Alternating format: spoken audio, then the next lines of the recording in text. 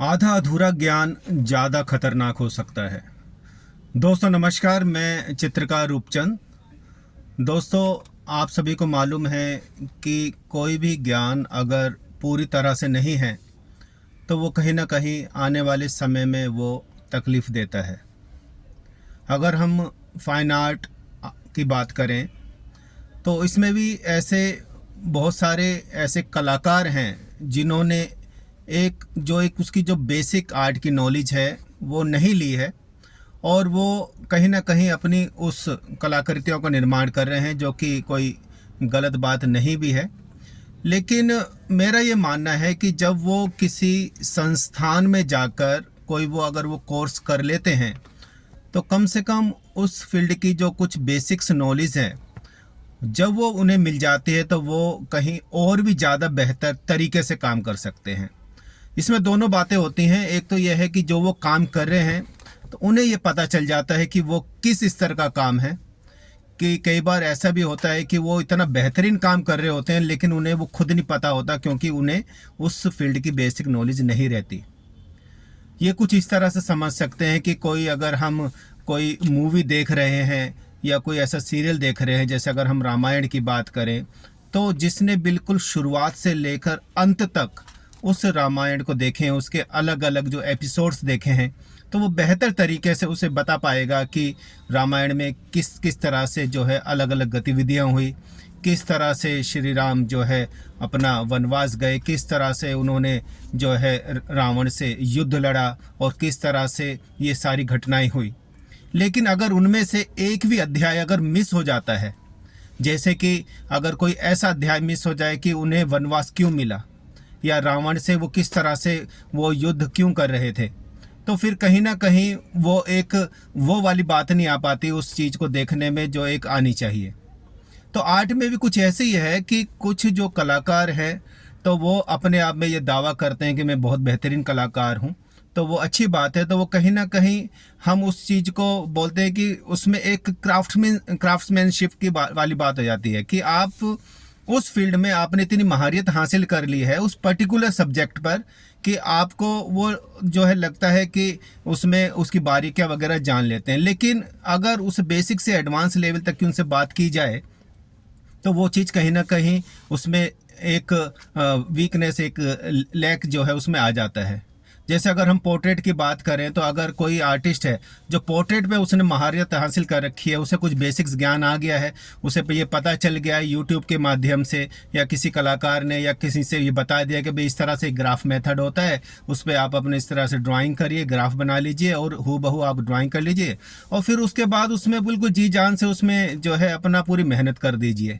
तो बस उसे सिर्फ उस पोर्ट्रेट का ही ज्ञान है, उसके बेस पर वो अपने आप को एक एमिनेंट आर्टिस्ट में डालने लगता है और उसे कहता है कि भाई मैं तो एक बहुत बड़ा कलाकार बन गया हूँ। बात यहाँ तक भी सीमित नहीं होती है, वो आने वाले टाइम में थोड़ा वो सिखाना भी शुरू कर देते हैं। सिखाना वहाँ तक तो सीमित है कि अगर वो पोर्ट्रेट सिखा रहे हैं जिस चीज़ में उन्होंने महारत हासिल करी है, लेकिन वो हर चीज़ का दावा करने लगते हैं। वो एक संस्थान के रूप में भी कोशिश करते हैं कि भाई मैं चलाने लगूँ, ऑनलाइन क्लासेस वगैरह का भी वो शुरुआत कर देते हैं। तो ऐसे जो संस्थान है या फिर कुछ ऐसे कलाकार हैं जो इस तरह का दावा करते हैं, तो मेरा ये मानना है कि उनका जो है बैकग्राउंड जानना बहुत ज़रूरी है कि वो वाकई में कौन है जो सिखा रहा है, उसका बैकग्राउंड क्या है, उसकी क्वालिफिकेशंस क्या है, उसका एक्सपीरियंस क्या है, और सबसे बड़ी बात मैं हमेशा कहता हूँ कि वो कितना सक्सेसफुल है उस फील्ड में। तो ये चीज़ें बहुत मायने रखती है, वरना एक बेहतरीन कलाकार बनते बनते भी वो जो है रह जाता है। कई बार अगर किसी की आपने इस तरह से आपने गाइडेंस ले ली और किसी ने जरा सी बात के लिए आपको मिसगाइड कर दिया तो बहुत ही उसमें तकलीफ़दायक ये बात हो जाती है। अभी रिसेंटली हमें एक जो है हमारी जो है संस्थान में एक स्टूडेंट ने जो है ज्वाइन किया जो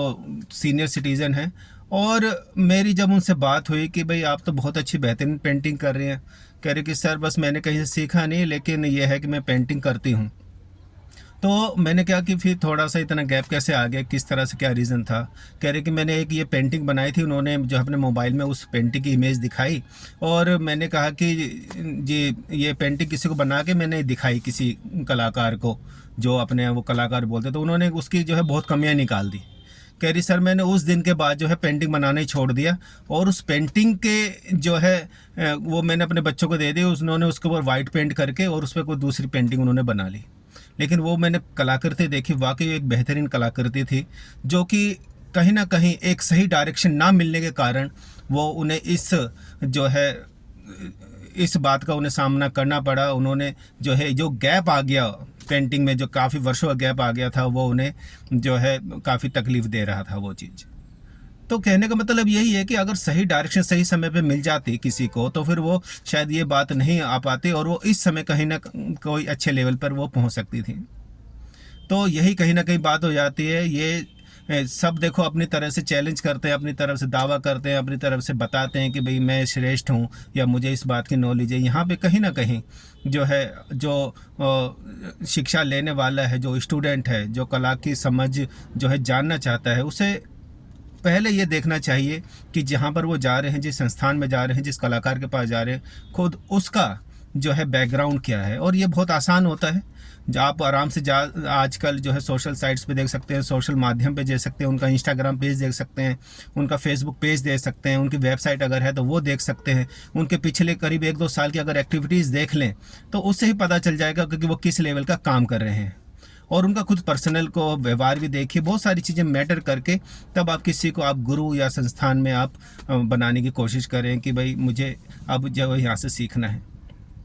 अगर हम अपनी बात करें तो पिछले करीब 30 वर्षों से मैं इस फील्ड में हूँ और बहुत ही ज़्यादा उतार चढ़ाव देखे, बिल्कुल जीरो से लेकर यहाँ तक आर्ट फील्ड में यहाँ तक पहुँचने का प्रयास है और वो निरंतर जारी है। तो कुछ ऐसे एक्सपीरियंसेस हैं, बेसिक क्वालिफिकेशंस के साथ साथ जो है जो पर्सनल एक्सपीरियंस लिया है आर्ट फील्ड में, वो भी बहुत मायने रखता है।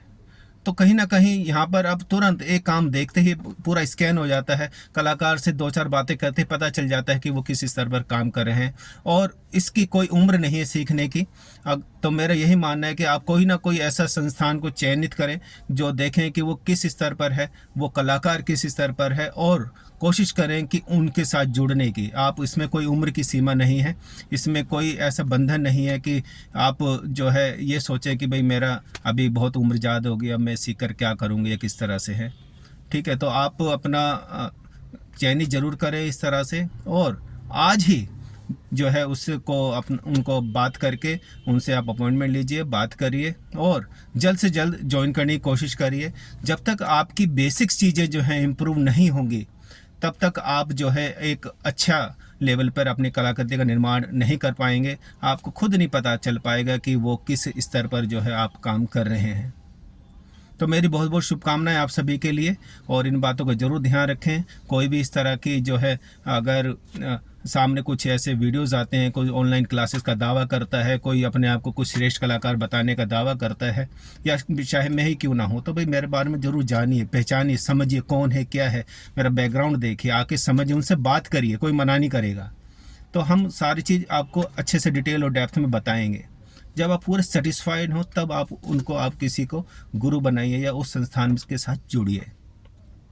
तो हम अगर मेरे से या हमारे संस्थान से किसी को भी आपको किसी भी तरह की आर्ट से रिलेटेड जानकारी चाहिए, तो हमारा इंस्टीट्यूट जो है Roopchand institute of fine art के नाम से इधर अशोक विहार फेज़ 1 में है, जो दीप सेंट्रल मार्केट में जो है लोकेटेड है। और आप कभी भी आ सकते हैं, और आप उसमें हमारा जो कॉन्टैक्ट नंबर नीचे डिटेल में दिया हुआ है, तो आप वहाँ से आप अपॉइंटमेंट ले लीजिए, आप हमसे मिलने आइए। सैटरडे हमारा वीकली ऑफ होता है, बाकी ऑल डेज ओपन है इंक्लूडिंग संडे। सुबह 10 से लेकर 6 बजे तक आप यहाँ पर आकर विज़िट कर सकते हैं। हमारे जो कोर्सेज इस तरह से होते हैं कि बिल्कुल आप जैसे भी आप समय चाहते हैं, 1-to-1 क्लास होती है, जिसका जो लेवल है उसी लेवल से हम आगे बढ़ते हैं। और आपका जो हाईएस्ट एम है सबसे पहले हम वो जानते हैं, और उस एम को ही हम किस तरह से आप कम से कम टाइम में ज़्यादा अचीव कर सकते हैं, उस पर हम बातें करते हैं। तो थैंक यू सो मच इस वीडियो को यहाँ तक देखने के लिए। आप सभी को लिए बहुत बहुत शुभकामनाएं भविष्य के लिए। आप सभी आगे बढ़ें और अपना जो भी आपने एम बनाया है उसमें आप हासिल करें। तो यही मेरी शुभकामनाएं सभी के लिए, और बहुत बहुत धन्यवाद इस वीडियो को यहाँ तक देखने के लिए। और आपको अगर लगता है ये वीडियो किसी न किसी के अगर आने वाले टाइम में भविष्य में, या किसी ऐसे कोई अपकमिंग आर्टिस्ट है जिसके लिए एक अच्छी बात साबित हो सकती है, तो उसके पास ज़रूर शेयर करें। So thank you so much, thanks for watching.